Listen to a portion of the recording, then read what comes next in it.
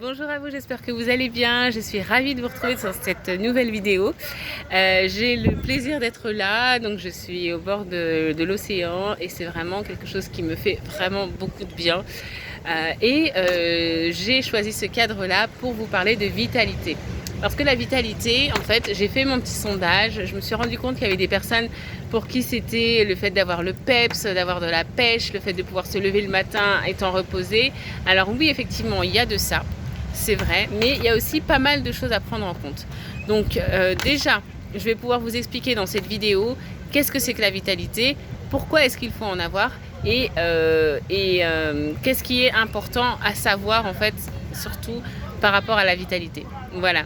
Alors déjà, encore une fois, c'est une vidéo que je fais par rapport à mon activité de coach naturopathe spécialisée en neurosciences. Je suis la fondatrice d'Afronaturo et moi, mon but, c'est que vous puissiez aller bien. Mon but, c'est vraiment que vous puissiez trouver le maximum d'énergie, votre équilibre et surtout votre épanouissement. Parce que c'est selon moi ce qui conditionne l'être humain et ce que l'être humain recherche.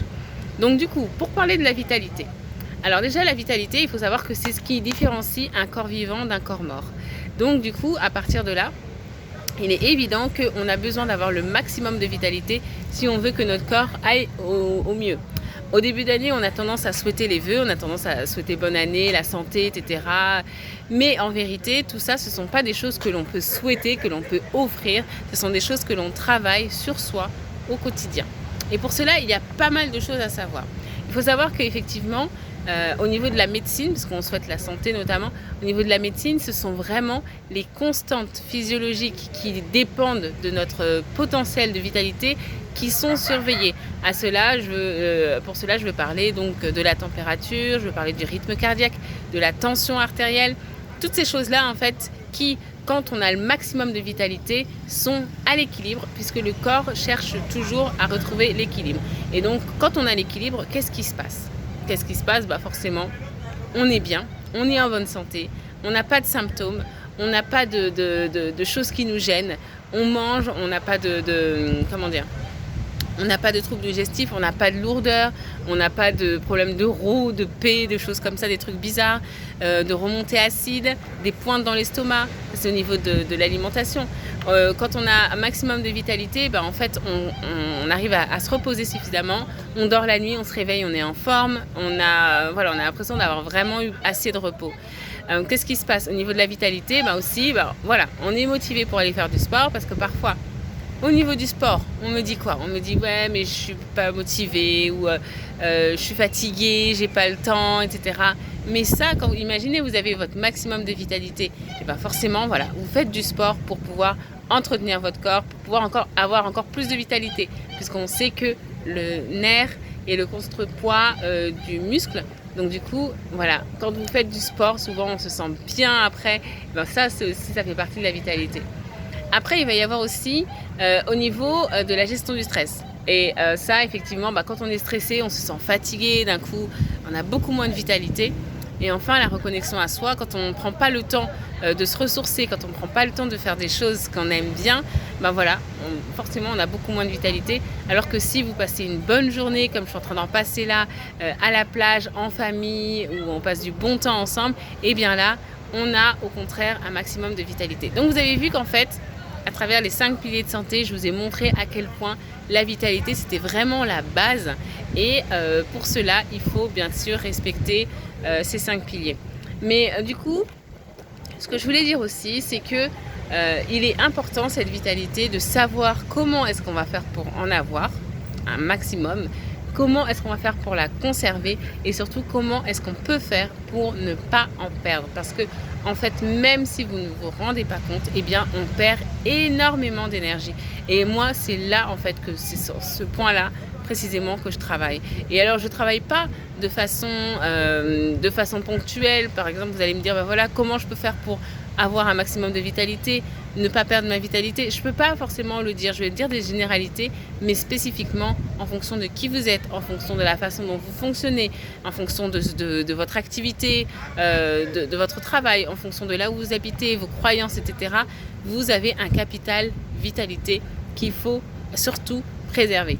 Et en fait, c'est un petit peu, souvent j'aime bien donner l'exemple d'un compte en banque. Quand vous avez un compte en banque avec de l'argent, eh bien cet argent-là, vous voudriez en avoir un maximum, vous voudriez pouvoir le capitaliser pour qu'il vous rapporte encore plus et surtout, vous faites tout pour en perdre le moins.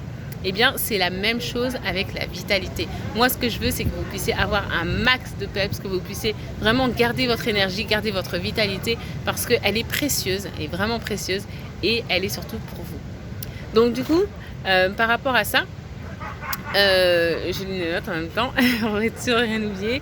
Voilà, donc du coup, comment faire pour avoir un maximum de vitalité? J'ai parlé des 5 piliers de santé. Eh bien, en pratique, comment ça se passe?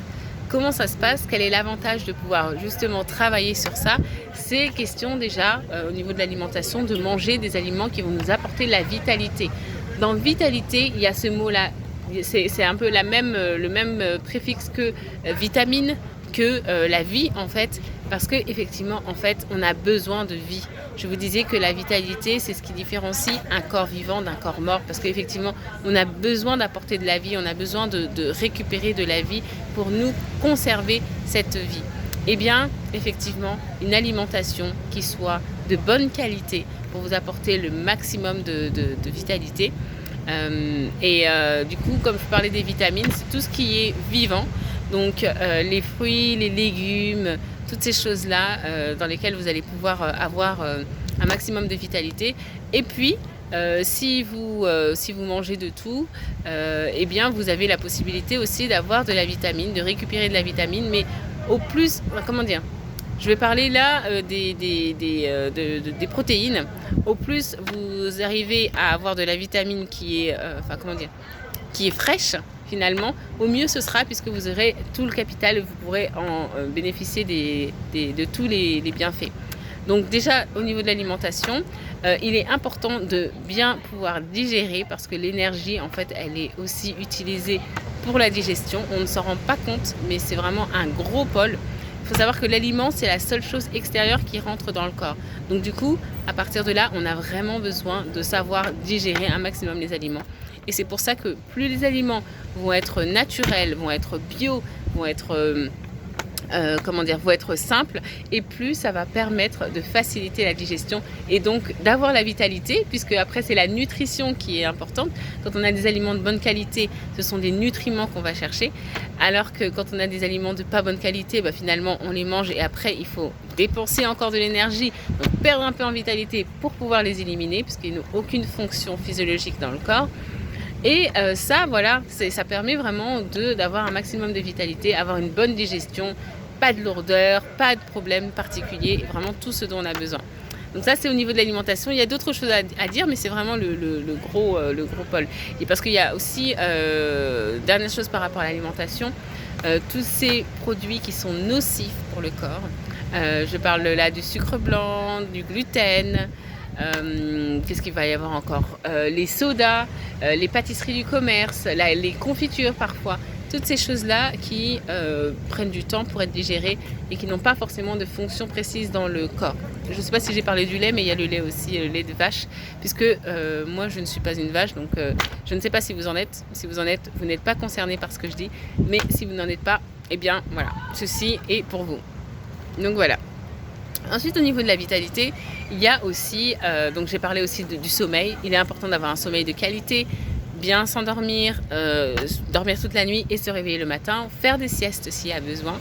Moi-même, je viens de faire une sieste et ça permet vraiment de bien compléter le capital vitalité qu'on peut avoir à travers le sommeil pour la qualité des influx nerveux, pour avoir vraiment un cerveau qui est au top. Ensuite, il y a l'exercice physique. L'exercice physique, on sait, comme je le disais tout à l'heure, que quand on fait du sport, on a un maximum de vitalité, on récupère de l'énergie. Et ça, c'est important parce que effectivement, ça booste. Après, ça donne vraiment d'énergie. Pour les personnes qui font du sport, elles pourront en témoigner. Ça joue vraiment beaucoup et c'est vraiment, vraiment top. Après, je vais vous parler de la gestion du stress et la gestion de l'information. Alors ça, c'est vraiment un gros pôle parce que quand en fait je parle de la gestion du stress, on se dit oui, c'est le fait d'être soit stressé, soit pas stressé. Eh bien, en fait, c'est beaucoup plus subtil que ça parce que on a besoin d'être informé. Nos cellules ont besoin d'être informées, savoir ce qu'elles vont faire. Et quand elles ne sont pas suffisamment informées, eh bien, on perd de l'énergie parce qu'elles sont là, elles ne savent pas si elles ont quelque chose de précis à faire ou si tout va bien. Et il y a besoin justement à ce niveau-là de travailler, faire en sorte de s'organiser, de savoir exactement ce qu'on va faire pour vraiment gagner en vitalité. Il y a aussi le fait de ne pas perdre de l'énergie. On perd énormément d'énergie. Il faut savoir qu'on est à entre 70 et 80% dans le mental. Et 20% du coup, 20-30% dans le corps. Donc forcément notre corps, il prend cher. Il a beaucoup de choses à gérer lui seul. Donc ça, c'est vraiment très très important de ne pas perdre de l'énergie. Pas perdre de l'énergie avec des personnes qui sont toxiques. Plutôt aller échanger, faire un partage d'énergie avec des gens qui sont ressources, qui sont positives. Donc l'environnement va rentrer en compte. Et puis aussi la reconnexion à soi, faire des choses qu'on aime, savoir reprendre de l'énergie, savoir se ressourcer. Vous connaissez ce mot-là, se ressourcer? Eh bien, ça prend tout son sens quand on parle de vitalité. C'est de se dire, je travaille toute la semaine, le week-end, je fais des choses qui me font du bien, je fais des choses en lien avec ma passion peut-être, je prends le temps de méditer. Toutes ces choses-là qui vont permettre de gagner en lucidité et gagner vraiment du temps par rapport à tout ce qu'on a à faire dans la vie au quotidien. Donc vous voyez que, voilà, à travers les 5 piliers, je vous ai montré comment est-ce qu'il était possible de le mettre en pratique. Mais encore une fois, il faut savoir que ce que je fais avec les personnes que j'accompagne, c'est effectivement travailler sur ce pôle vitalité, mais de façon complètement personnalisée. Parce que chaque personne est unique et chaque personne a besoin, sans jugement, en ayant la possibilité de s'exprimer et surtout d'être écoutée, de se dire qu'est-ce que j'ai besoin, de quoi est-ce que j'ai besoin pour avoir le maximum de vitalité. Qu'est-ce que je vise aussi, quelle solution serait idéale pour moi pour que je puisse avoir le maximum de vitalité et faire ce que j'ai à faire. L'idée, c'est encore une fois d'avoir le maximum d'émotions positives, donc la joie, l'amour, la paix, etc., la contribution, pour encore une fois faire ce qu'on a à faire. Donc c'est pour ça que ce que je dis là, c'est général, ça s'applique à beaucoup de personnes, mais spécifiquement en séance, on prend vraiment le temps de discuter pour savoir ce qui est bon pour vous. Voilà. Par rapport à la vitalité, j'allais oublier une dernière chose en fait par rapport à l'alimentation, parce que c'est quand même un pôle assez important. Et c'est vrai que quand on parle de naturopathie, ce qui revient beaucoup, c'est l'alimentation. Et en fait, je me suis rendu compte que, alors c'est quelque chose, une remarque que j'ai faite qui n'est peut-être pas applicable partout, mais je me suis rendu compte qu'en fait, comme justement les aliments, c'était la seule chose extérieure qui rentrait dans le corps, et qu'on est dans une société qui considère que tout ce dont on a besoin est extérieur à soi, eh bien, je me rends compte que finalement, ce qui manque au niveau des 5 piliers, quand les gens n'en ont pas forcément conscience, eh bien, ils compensent avec l'aliment. Ils compensent avec l'alimentation. Et ça, réellement, c'est une problématique parce que quand on a faim, on a soit faim parce que physiologiquement, on a besoin de manger pour reprendre de l'énergie. On peut avoir faim aussi parce que on a l'habitude. À midi, je mange parce que c'est l'heure et que les collègues vont manger, donc je mange avec eux, alors que je n'ai pas forcément faim. Après, il va y avoir la faim émotionnelle, de dire, il m'arrive quelque chose de bien, de pas bien, je mange. Voilà, donc ça, encore une fois, c'est gênant. Ensuite, il va y avoir la faim spirituelle, parce que, en fait, on a besoin de méditer, mais on ne le sait pas. Donc, comme on a faim de quelque chose, on se dit, forcément, quand on a faim, on l'associe à l'aliment, donc on mange. Et enfin, il y a la faim que je considère une faim de situation, une faim d'opportunité. C'est-à-dire que je vais dans un bar, il faut consommer, donc je consomme, alors que je n'ai pas forcément faim. Donc, vous voyez, il y a plusieurs types de faim. Comme je vous disais que la digestion était un pôle très important au niveau de la répartition de l'énergie, eh bien, il faut en prendre conscience. Donc voilà, je vous ai parlé de la vitalité. Moi, ça me ferait un plaisir de pouvoir en fait discuter avec vous. Tous les liens sont en description pour pouvoir me contacter et pour pouvoir voir en quoi est-ce que vous avez votre capital d'énergie ou que vous pourriez plutôt avoir encore plus d'énergie, parce que le but c'est d'être toujours au top du top. Il faut viser vraiment le meilleur, vous visez le top. Donc moi, ce que je souhaite, c'est que vous soyez au top du top de votre vitalité. Donc à partir de là, n'hésitez pas.